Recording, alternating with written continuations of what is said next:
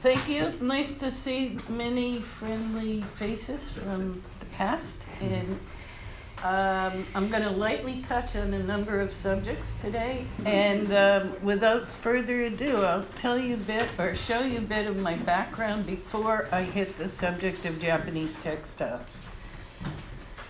Graduating from college where I studied cultural history, I couldn't wait to come to the Big Apple and be a fashion designer. I didn't know exactly what a fashion designer was. I never studied design. I'd taken no courses in fashion, but I had my own ideas. So I rented an empty storefront in the East Village, and I started sewing with the skins that I'd been using in high school and college. Okay, so we're in the East Village, East 9th Street, 1968. I was making offbeat clothes, which some called funky. And this image on the left is one of my favorites. It was just the beginning of marketing cigarettes to women. And this was one of the first Virginia Slims ad where they rented that green outfit from me, and we went big time. On the right is my one and only catwalk with the snakeskin clothes from about '69. Men's clothes, women's clothes, snakeskin, suede, fur, feathers, hippie, beads. You know the scene. This was a fantasy garden. My clients gave me their orders, and this was a jacket I did for one of my favorite clients. She was a packaging designer, and after 3 or 4 commissions, she said, "Andrea, I know that you love Lucky Strike. Make me a Lucky Strike jacket." And I said, "Oh, yeah." So here it is, and it's currently on view now up at the Mod New York show at the Museum of the City of New York, if you want to look at it in further detail. And yeah, Miles was one of my clients, and he was good to work with, very articulate about what he wanted. After a while, I got tired of the East Village. I took a vacation to Peru. I fell in love with hand spinning, hand weaving. I'd never really seen handmade textiles before. And so I packed up my shop in the East Village. I moved to Peru. I stayed 5 years. I looked at a lot of textiles and a lot of mountainside. This is a backstrap loom. This is what they produced. One of the things that was produced, warp-faced weaving on a backstrap loom.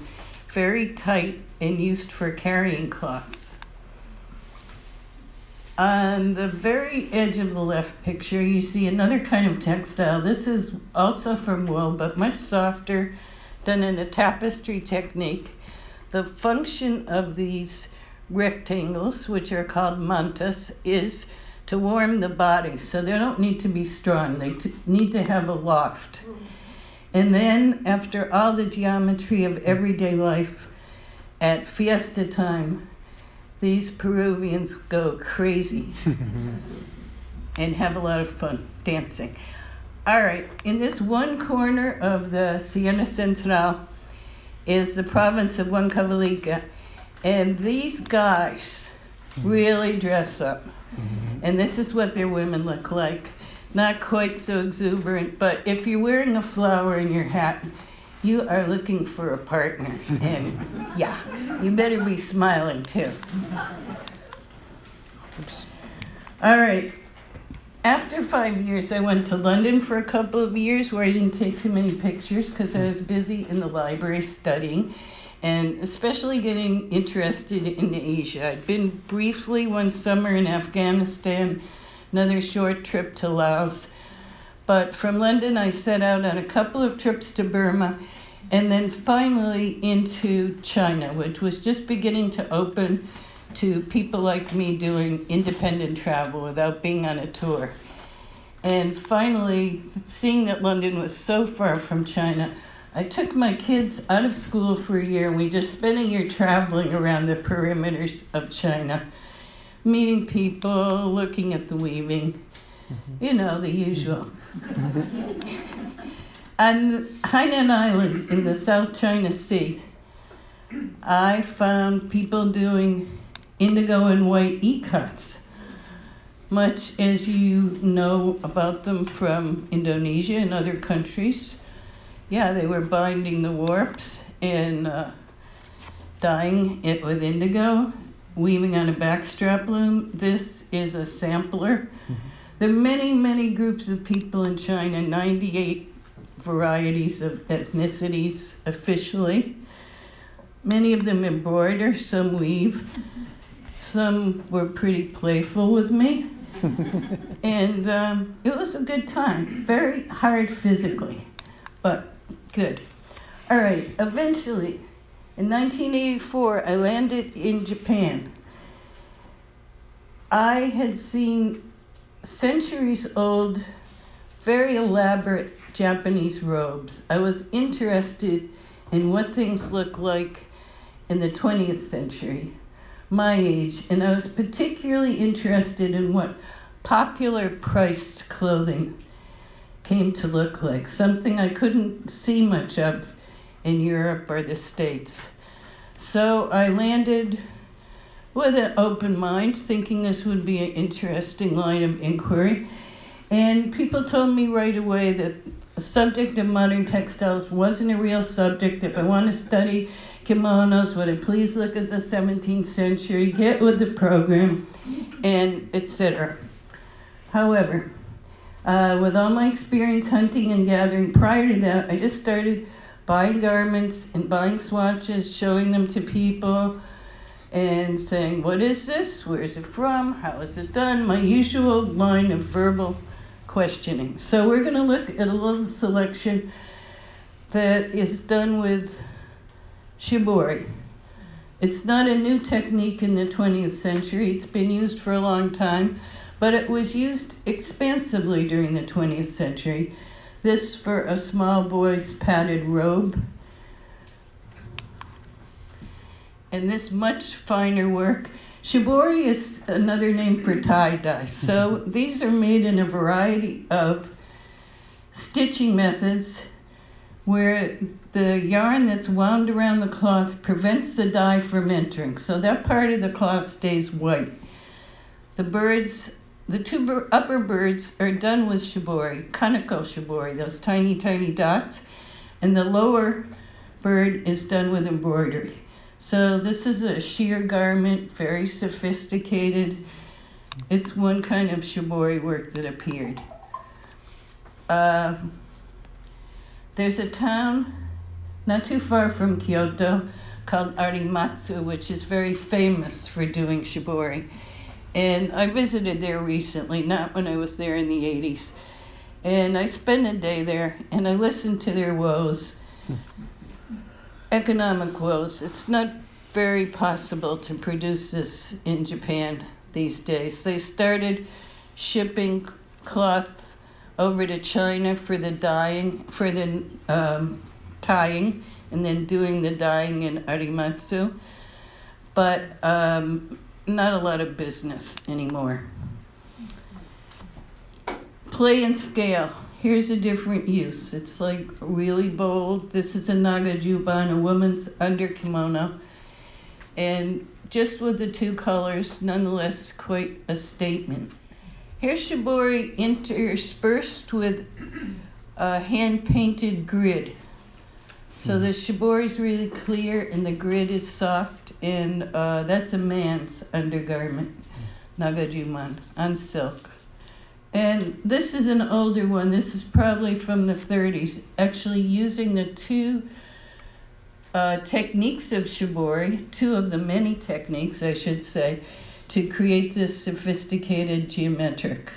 Sometimes shibori, and often in the past, was used just to block out whole color areas, to create a color division, which is the case here, where the white areas were gathered up with stitches so the dye didn't penetrate and they stayed white. All the kaneko shibori created the foliage. The ground cloth is actually a woven jacquard red, and then within those white spots are hand-painted floral motifs done by yuzen. So each of those little dots were tied. That's a lot of dots. They're very, very fast at tying, but yeah, it's a lot of dots. Okay, these are just two different swatches to show you more of the variety. Particularly well executed is the one on the right, which has 3 colors. That very, very precise ring of white looping around the dark color. It's beautiful. Highly technical, really beautiful. This kind of refinement is what we love in Japanese textiles. And this one with the picture in the reverse. So, well, John, this one has more dots than possible.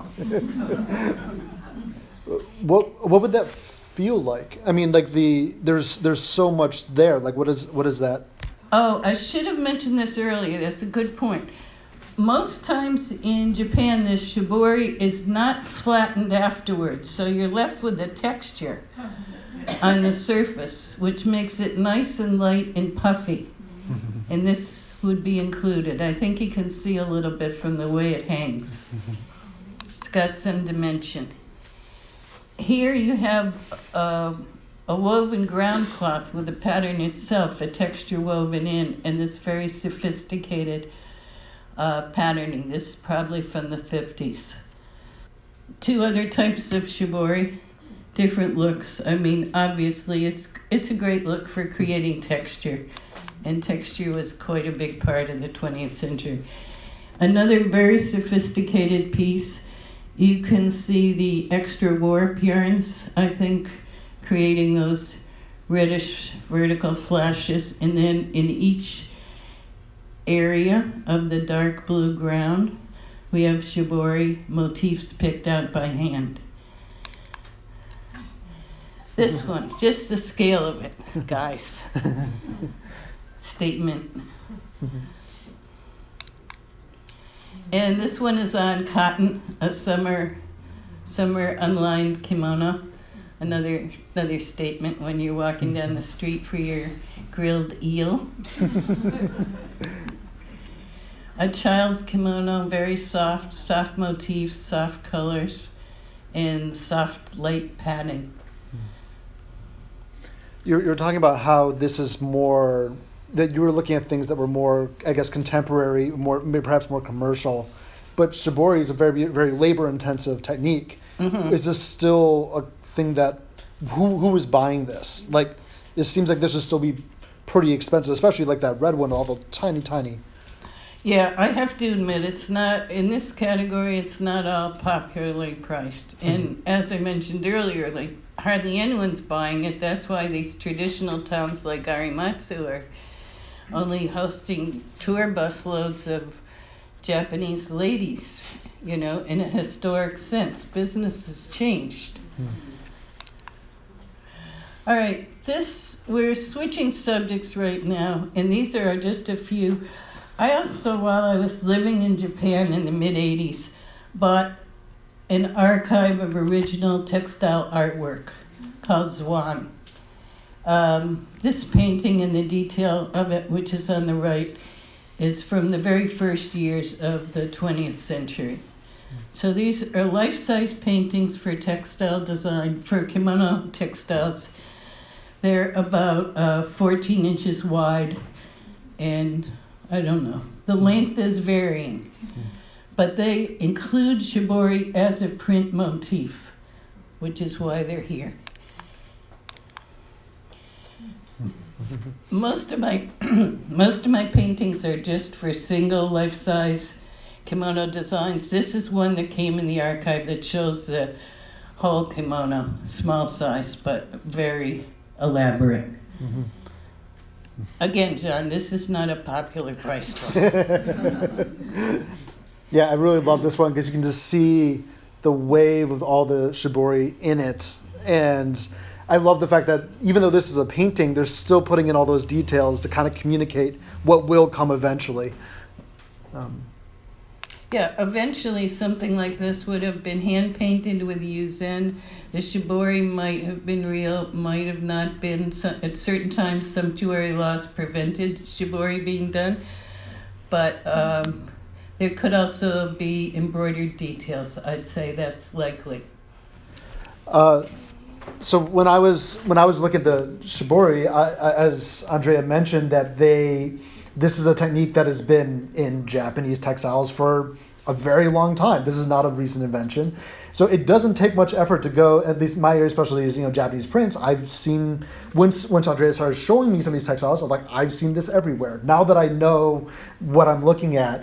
So in this particular case, this is actually a print by Kunisada from 1845-46, and it's actually showing a woman making shibori. So you can see her, she's tying the little strings around bunches of fabric, and in the background there, you can see the samples of the textile, and it's the same thing. Like this is nothing has changed, and of course you see this in. You can just literally just search for kabuki or just search for kimonos. Just scroll through it. Like once you start seeing these little dots, you're just like, there it is. It's everywhere. So this is a very nice one, Manmurga. And there's just a very nice decorative shibori all around. And then this one, much more modern, 1927 Shinsui. And then again, this is very similar to some of the ones that were shown earlier, where it's just a field of the shibori all over the garment. Yeah.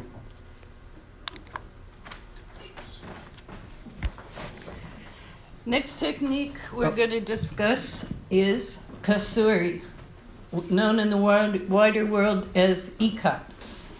This is also a resist technique, but in this case, the threads are space-dyed before they're woven. Sometimes both the warp and the weft.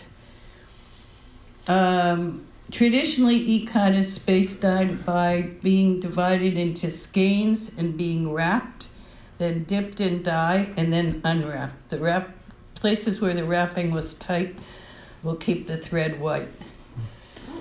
That's it in a nutshell. Practicing it is something else, so I'm going to show you a few examples. At least to my eye, when I look at these, things frequently look very fuzzy. That's not just the projector here. That's the threads not quite lining up, and you get this kind of fuzzy effect, intentionally or not. Here again, you can see in the close-up on the right that it's the warp threads, the vertical ones, which are raggedy looking. And in fact, this is an under kimono made of sample lengths of cloth as a garment. But they're all using this warp Kasoori technique.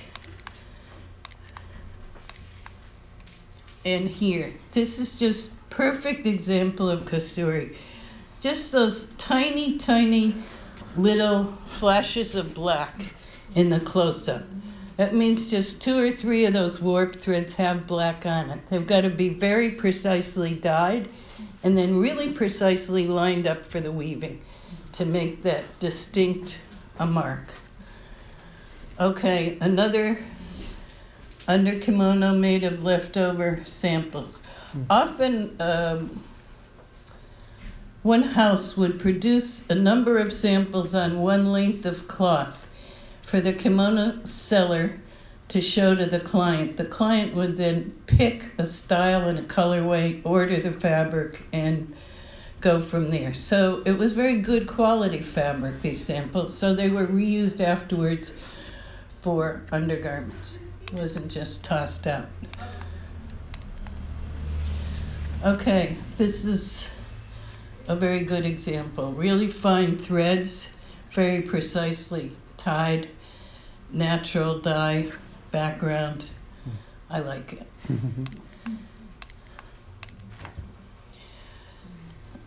This is a category that's made a little bit differently.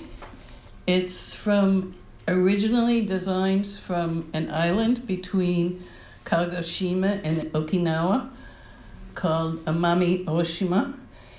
And characteristically, it's very, very complex designs. done with both warp and weft, and then dyed with a particular kind of mud, sometimes over and over, and a special mordant to get this lovely chocolate color. In this case, the bunches of threads are not bound around, but they're actually woven with a resisting, heavier material. Then they're dyed, then that material is taken out, the yarn is reskeined, and the final cloth is woven. It's very, very slow, and I didn't believe it could be such a long story, so I actually went down there for a long weekend to see them do it, and it was true. It's super expensive. They told me that this Amami Oshima used to pay their duty taxes to the central Japanese government in fabric back in the day, and I can see why. And now it has many imitators, not only in Kagoshima, the closest mainland town, but in other parts of Japan, which is really a big part of this 20th century story. They're trying to imitate looks that are loved at a much cheaper price point. The department stores are in on it. The printers are in on it. It's a movement.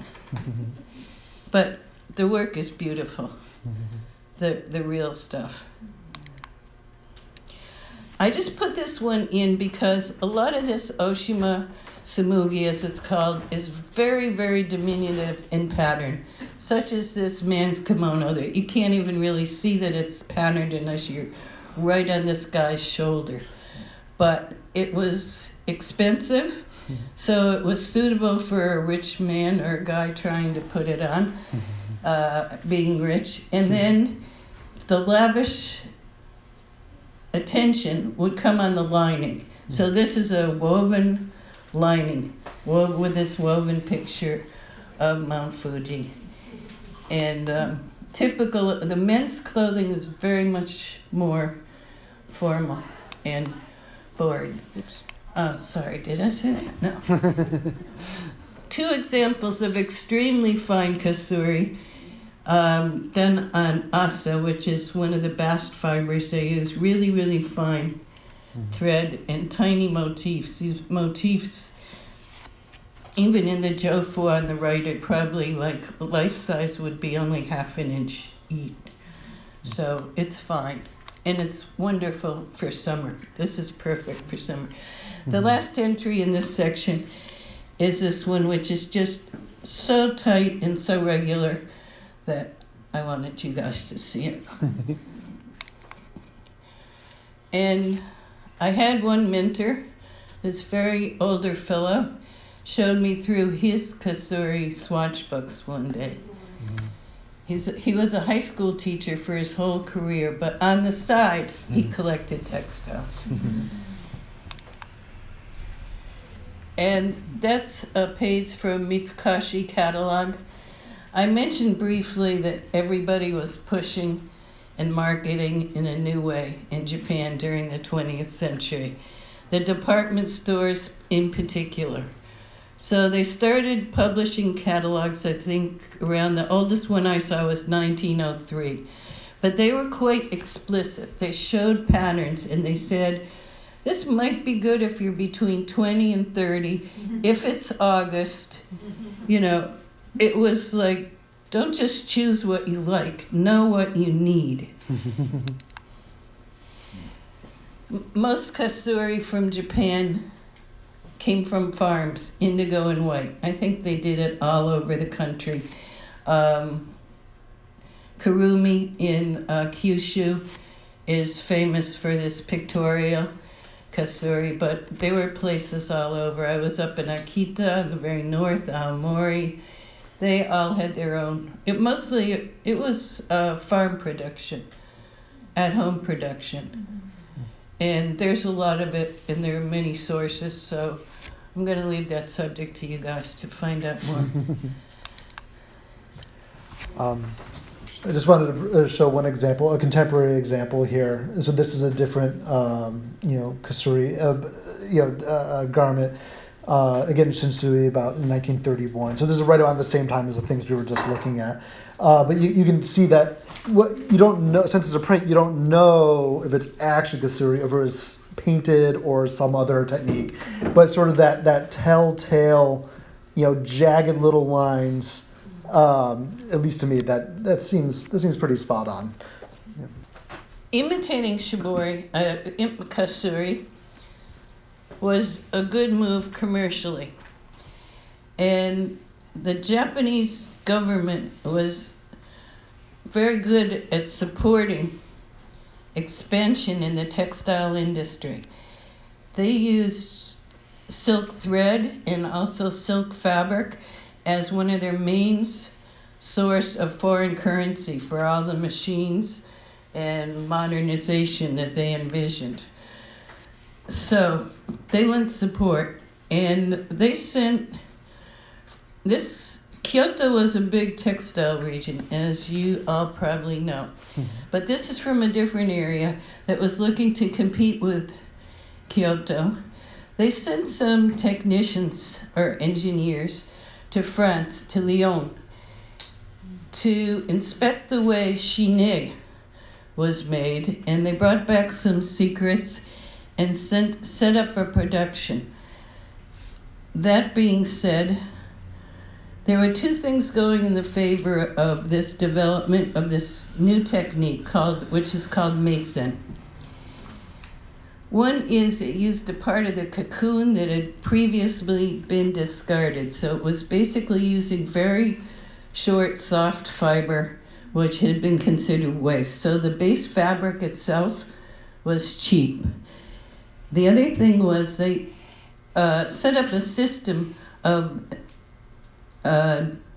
doing the yarn dyes with stencils. Instead of having to wrap and dip the threads color by color, they could lay down a series of stencils as long as the threads were presented flat and just stencil on the color. So multicolored designs were much more possible. The fragment on the right is a piece of meisen that I was shown at one of these old meisen factories, and they showed it as a triumph because it involves so many colors, so well laid out and woven together.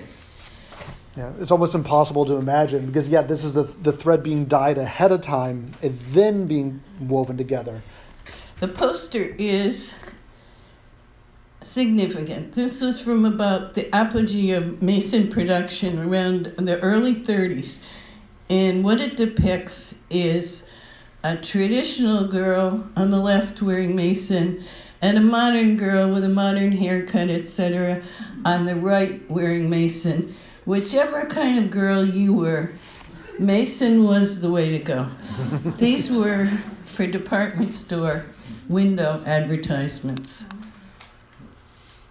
It's not a good photo, but the part on the left is a shot of the stencils that are used to dye the threads.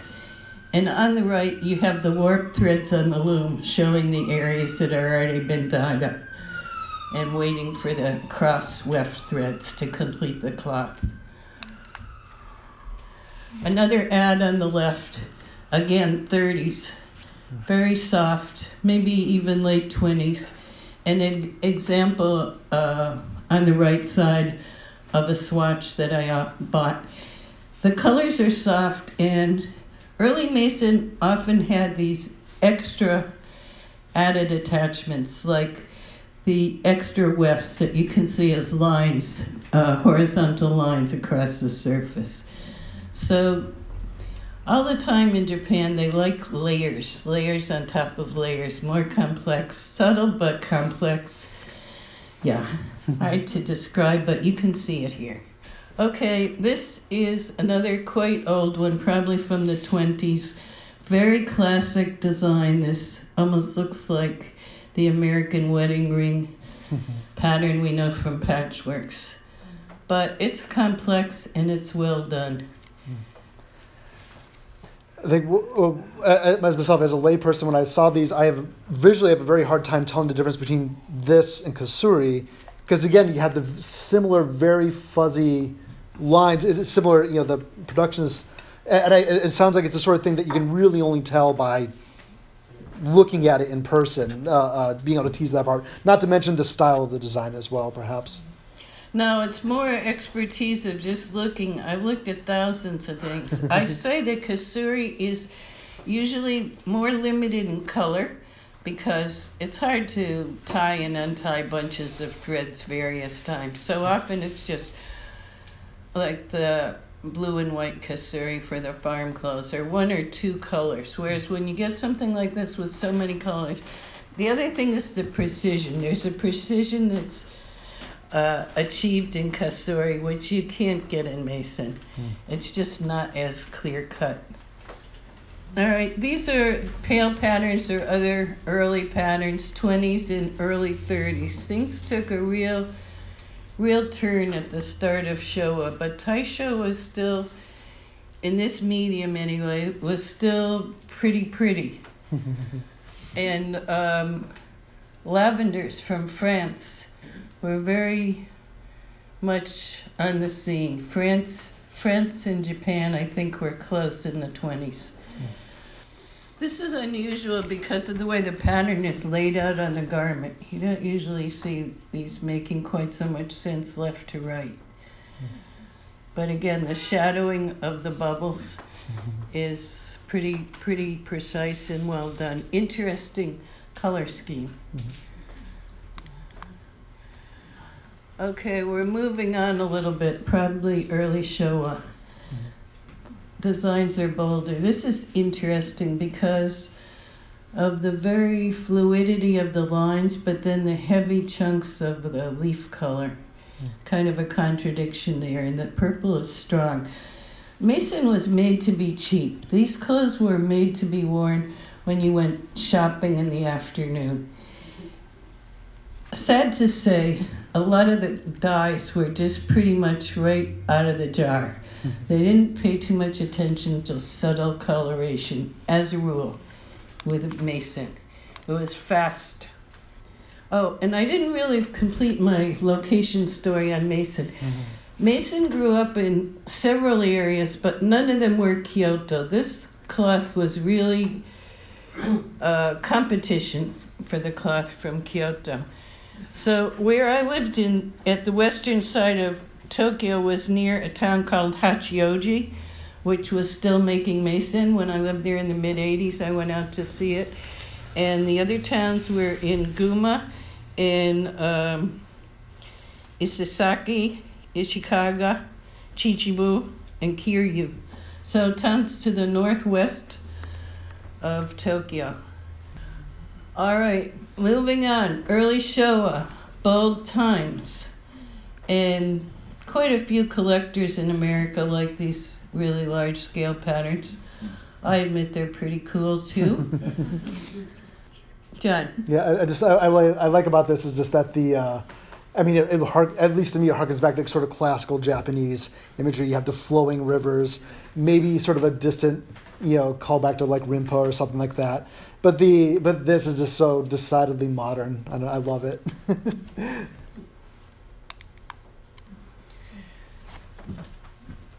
By the 50s, there were a lot of Mason patterns around, and very often they were done in these colors: black and white, red, and then something else, and gray to pull it all down to earth.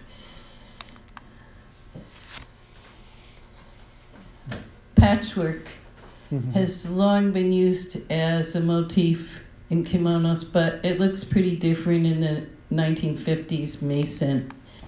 Okay, again, with the gray. This is from the 50s, but very lighthearted. We have to imagine there was money flowing again after the war. They didn't know exactly where it was going or where they were going or what was happening, but there was money. The consumers were fueled. And things continued along this line. By this time, Japan was really part of the international art scene, not just international fashion, but abstract expressionism landed there. And as you'll see in the next few slides, so did op art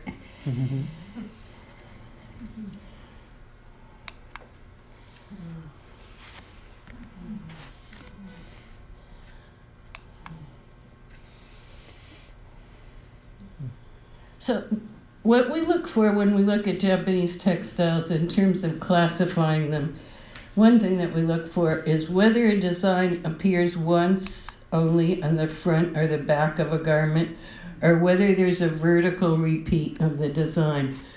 There's never a repeat side to side. They don't really care about that somehow. They don't look at the side to side. But you'll see here, and you'll start to see when we talk about the next section of kata-yuzen, that I automatically look for the vertical repeat, and you can too. And a lot of these mason patterns have a pretty long repeat, like this size. This is one of John's favorites. I'm going to let him tell you about. Well, again, like this is I love the things that are calling back to classical Japanese imagery. You have these, delicate little, pines and blossoms, but then it's just so chunky and poppy, and I don't know. I love this sort of stuff. And I wanted to add that this double line here, the very wide pinkish line, and then that edge of turquoise everywhere, really does it.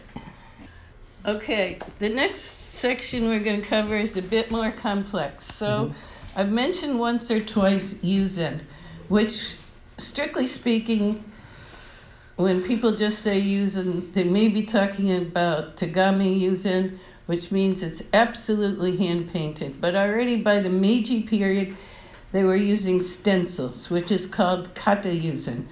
And over the course of the 20th century, this definition of kata-yuzen changed. Kata means a stencil.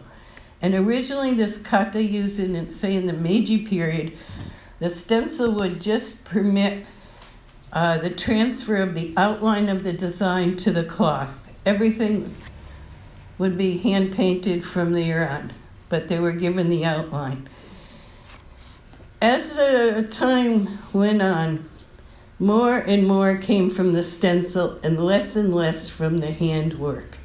So nowadays, if you really want to know whether the piece was totally hand-painted or whether it was done from a kata-yuzen beginning stencil at least, you have to look very carefully at the very edge of the motif.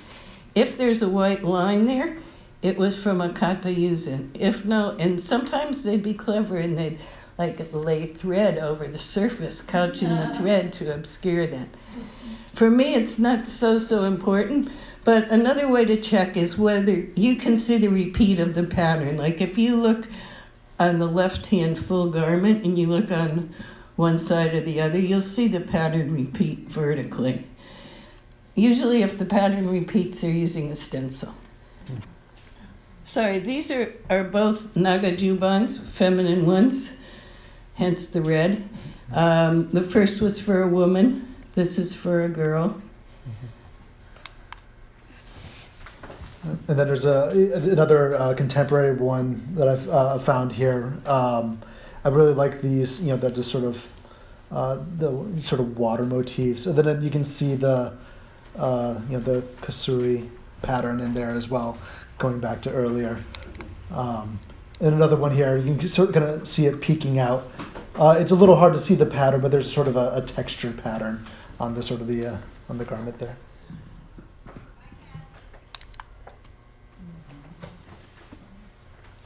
So one of the uses of kata-yuzen, this stenciled technique, was to make a lightweight, cheaper cloth that either could be used for a nagajuban or very often for a lining of a garment.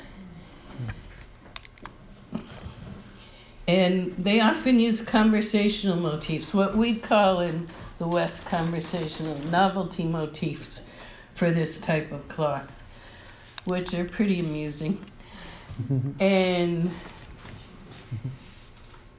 one thing I haven't mentioned is about the style and the motifs during the 20th century. It wasn't a straight line, but overall they were trying to modernize, but there were a lot of moments when historically, politically especially, nostalgia was called for.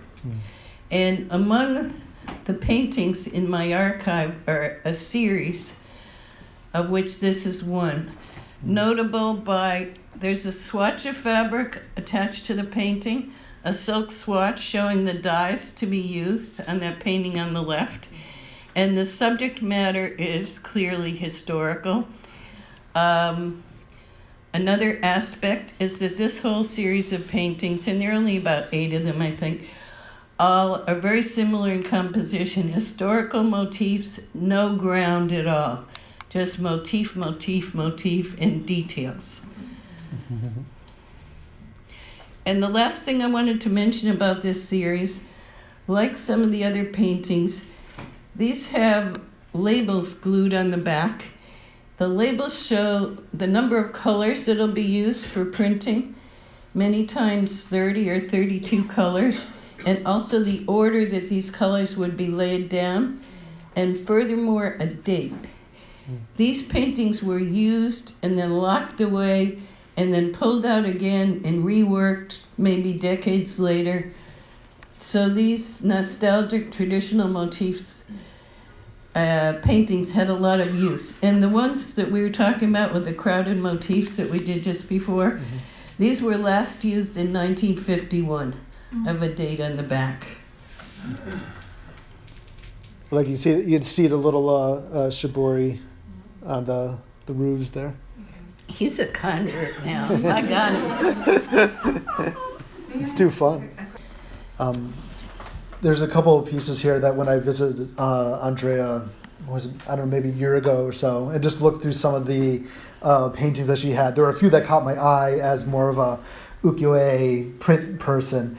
And so seeing this, and well, first of all, I love it, just the swarm of little men, but but those jagged triangle sleeves, at least to me, that's, you know, the Chushingura, the 47 Ronin, you know, in the 1800s in kabuki plays, and then in prints, you know, you have that depiction. I don't know if that's the case here, but it certainly looks like it to me. But then you have cases like this, which is an album of Japanese prints. It's literally prints. And so you have, you know, 4 visible prints here, 4 visible prints here, and some of you might recognize it, but these are all from the Hiroshige, you know, Great Tokaido series, which is 1833, 34, thereabouts. And I went through, I figured out which ones they were showing. They're all reversed because they were going to be used to be you know, traced over. But one thing I thought was interesting, and this is sort of maybe a 1900s print collecting thing, they were all from the same series except for this one, which is from a later one. I don't know. It's interesting. And another thing here is that, so again, you have a lot of this imagery that they're pulling in from you know, the Edo period here. And you have cases like this where, you know, a woman with an umbrella, and to me this looks exactly like the part of this print, save for the difference color in the jacket. But yeah, so it's just little things like that. I find it interesting to see what they thought was interesting during that time. What were they pulling from? Next section, we're talking about men's kimono and under kimono. And as I mentioned before, the outer kimono don't interest me that much. They're like very luxury fabrics, but the linings are good. Okay, here, I don't have too many paintings for men's lining, but they're just as incredible and as wonderfully detailed. Yeah, there's all just the, you know, the suba from the, you know, the hilt of the Japanese sword. It's so incredibly masculine compared to these other delicate flowers and things. For a man's lining. This is a more modern one, but as you can see, features some of these classical doodads that men had available. All right, one of my favorites, a nagajuban. Again, it's made, the upper body is made from sample fabric, and one of the samples is about baseball with Waseda and team members And there's yeah, scores and pitcher, catcher, first baseman.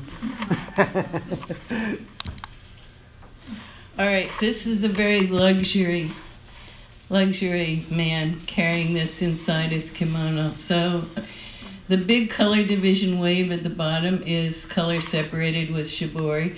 The stalks of the bamboo and the leaves are done with kaneko shibori. Other sections are hand-painted yuzen. It's fancy.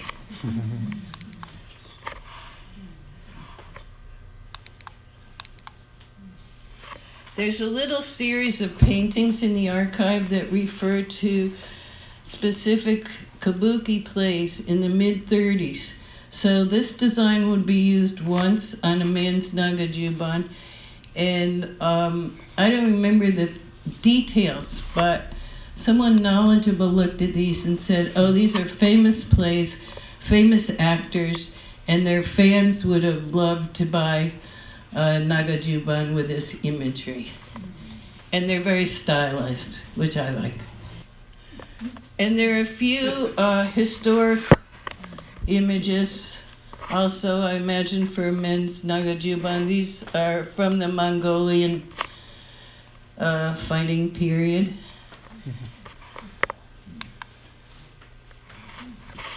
One last masterpiece done with shibori.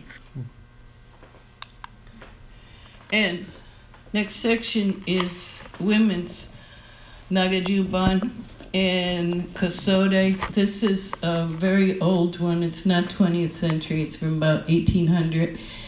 Just to show you the disposition of the motifs, the fact that it was done with resist and yuzen and embroidery, but all over.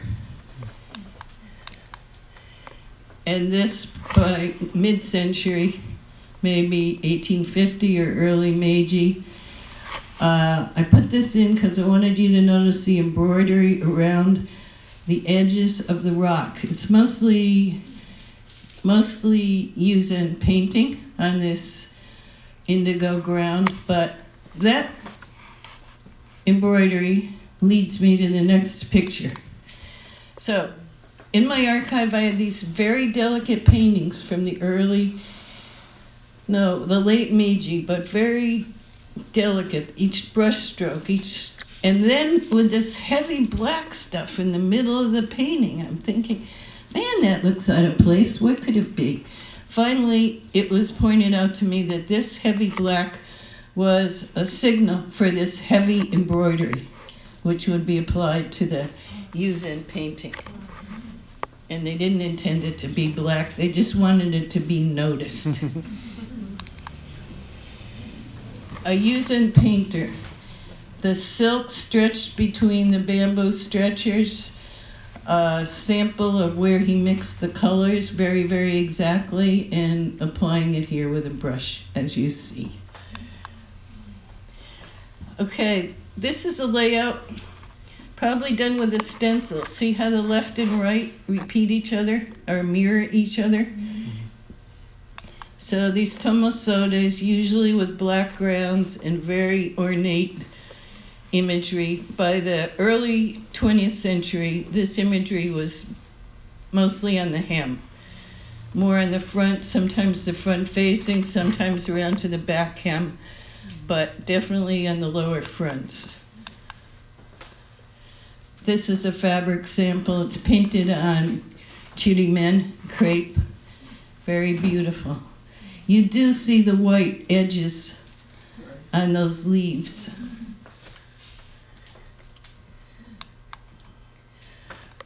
There's a little series of paintings, too, that are just patterns of this type, and they're so delicate and precise. This painting is probably about 4 feet tall, and the decorated part is only this little detail in the lower corner, but look how magnificently it's painted. And this one as well actually shows a swatch of cloth coming over with its own pattern. Pretty amazing. Modern version. Quite a bit less romantic. The post-war period of kimono making in Japan was all systems go. The angularity of the last Tomosode was echoed in the angles and abstract motifs of the prints.